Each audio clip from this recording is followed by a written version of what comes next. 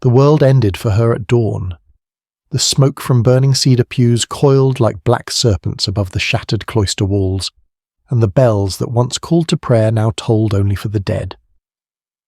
It was the year 1543, deep in the age of Ottoman expansion, when the armies of the Sultan swept through the Balkans with the quiet precision of a storm. In that silence of ruin, a single figure was dragged from the rubble. A nun, 22 years old, her habit torn, her crucifix half melted by flame. Her name, forgotten by history, would become known only as the nun who survived 12 years as the Sultan's sex slave and returned to tell the unspeakable. They found her kneeling beside the altar, refusing to move. A janissary kicked her to the ground, his armour glinting red in the firelight. The scent of burned incense mingled with sweat and blood. The monastery had been no fortress, it was an offering. And now, bound by rope and fear, she joined a column of prisoners, farmers, girls, priests, their faces lit by torchlight as they were marched east, away from everything holy. The Ottoman slave convoys moved like veins of human misery.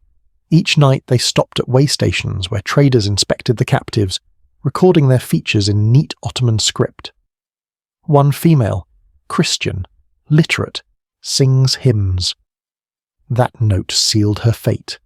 In Istanbul, such captives were considered rare treasures, educated, obedient, capable of pleasing both mind and eye. Did you know that the Ottoman slave registries, kept meticulously until the 17th century, list over 80,000 Christian women sold through the Imperial harems? Most vanished into silence. She did not. When they reached Constantinople, the city shimmered like another world, domes rising from mist, the call to prayer echoing across the Bosporus. She thought she'd entered paradise, until she saw the cages along the harbour, each one filled with women brushing their hair before the morning auctions. The harem agents walked among them, noting age, beauty and temperament. A pale face from the west fetched more gold than silk.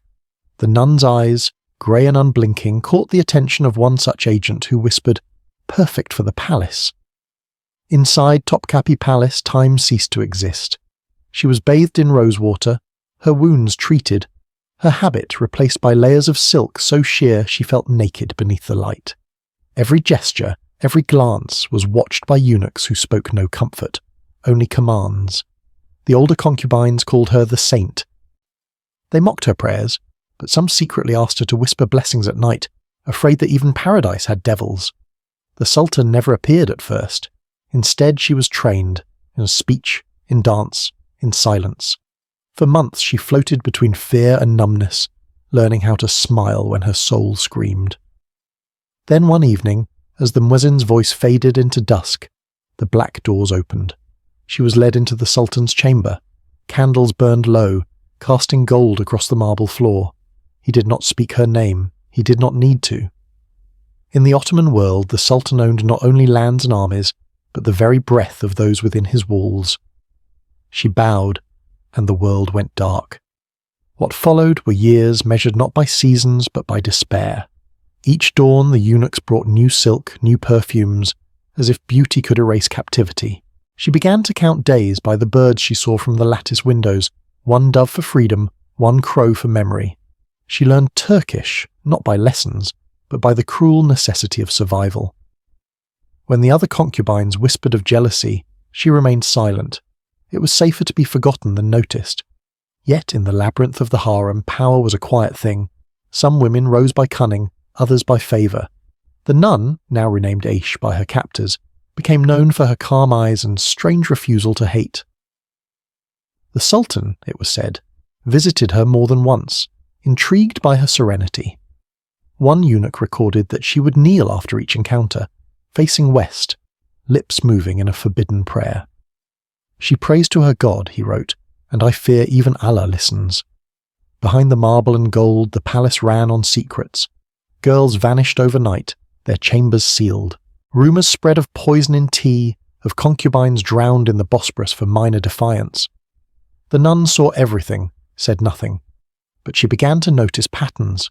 The way certain guards turned their eyes away when she crossed the courtyard, the coded gestures between servants of foreign birth. The palace, like every empire, had cracks, and she intended to escape through one. Did you know that foreign ambassadors often bribed eunuchs to smuggle letters, jewels, even human lives out of the harem? The networks were invisible but real. A whisper in the wrong ear could mean death or freedom. For 12 years she waited, her faith rotting into something harder: endurance. She had seen the Sultan's mercy, how a single frown could condemn a woman, how a kiss could become a sentence. She no longer prayed for salvation, she planned it, and yet she was not without compassion. Once, during a plague that struck the palace in 1554, she tended to the dying concubines herself, pressing wet cloths to their foreheads. A physician noted her skill and reported it to the court. The Sultan, impressed, spared her when many others were executed for fear of contagion. Irony became her armour. Even mercy became another chain. The years blurred. She grew thinner, quieter. The palace musicians changed, the guards aged, new girls arrived, always terrified, always hopeful. To them she became a ghostly figure whispering warnings: do not forget who you are, even when they rename you. And then, one night, the storm came. The Bosporus churned under lightning. Ships swayed in the harbour, and amidst the chaos a servant girl ran into her chamber with trembling hands. "The gate is open," she whispered. "Tonight." The nun's breath caught. 12 years of silence collapsing into one impossible moment. She stripped off her silks, wrapped herself in the coarse robe of a servant, and followed the girl through the drenched corridors. The marble floors reflected lightning like veins of fire. At the outer gate a eunuch stood waiting, the same one who had once recorded her prayer. He said nothing, only handed her a cloak and a pouch of coins. She looked into his eyes and saw pity. Then, without a word, she vanished into the storm, leaving behind a life gilded in horror. Few would believe what came next. She crossed the empire disguised as a healer, begging passage from caravan to caravan, trading the secrets of the harem for safety. She reached Venice half-starved, trembling, her hair shorn short to hide her identity. When the priest found her at the convent gate, she could barely speak, but when she finally did, her words burned like confession. "I have seen paradise, and it was hell." 12 years had passed since the monastery's fall. The girl who once prayed in Latin now prayed in silence, her eyes still haunted by candlelight reflected off marble. She had survived what most could not even imagine, and the world, upon hearing her tale, did not know whether to pity her or to call her a liar, because some truths, she would later whisper, were too monstrous to believe. When she awoke in Venice, the sea air stung her throat like memory. The convent that took her in stood on the edge of the lagoon, a quiet place for broken souls, where the walls smelled of salt and candle wax. The sisters called her Maria now, though even that name felt borrowed, like a garment she no longer fit. She spoke little at first. Only at night did she begin to whisper, to confess, to unburden 12 years of captivity in the Sultan's world of silk and silence. The church wanted testimony. The priests came with parchment and ink, their faces solemn, their quills eager.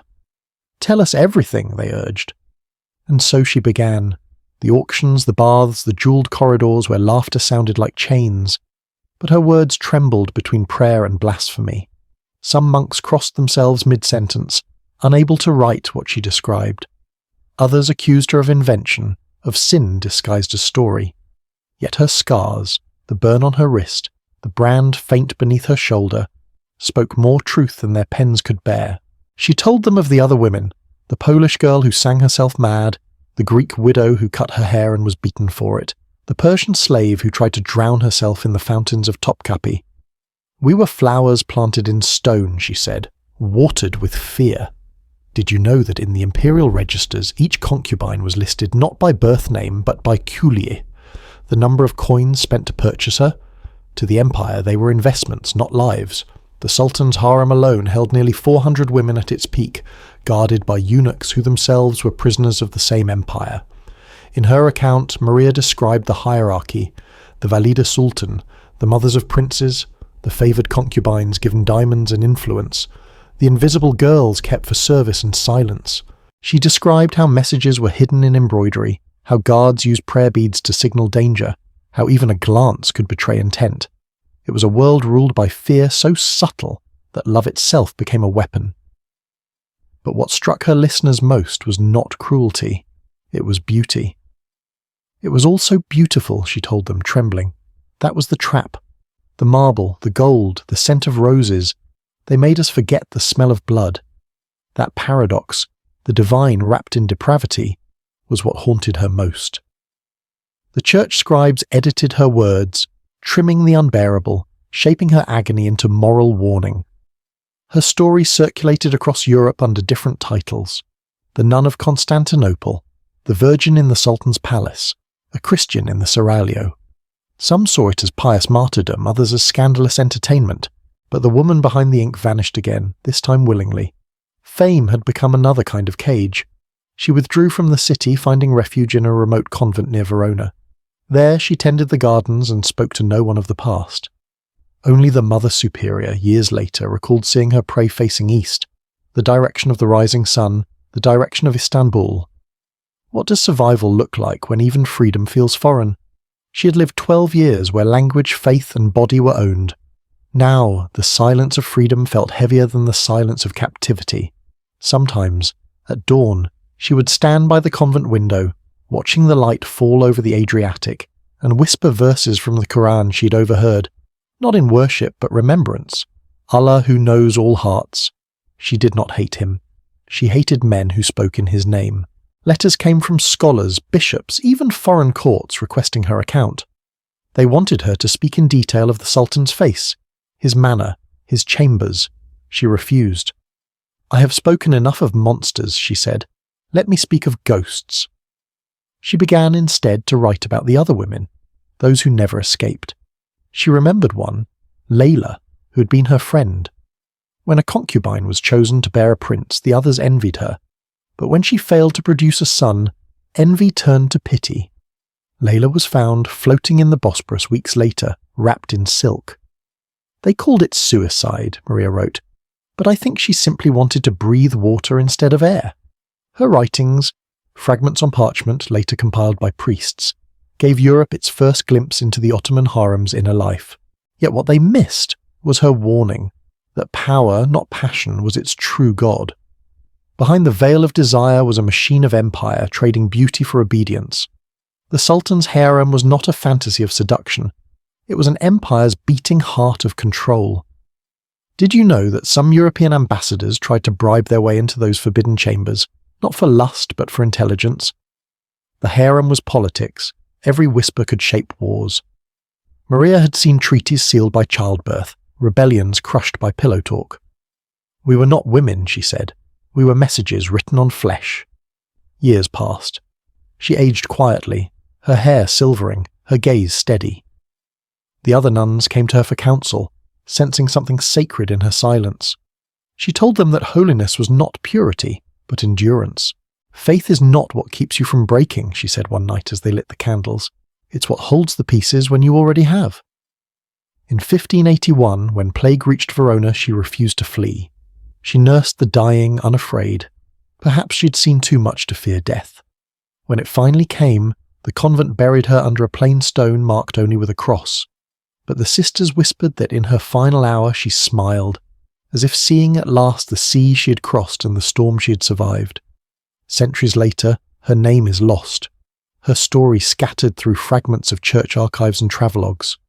Some historians doubt she existed at all, but her tale, echoing across languages, carried something truer than any chronicle: the memory of a world where power dressed itself as beauty, and where faith could survive even in the Sultan's bed.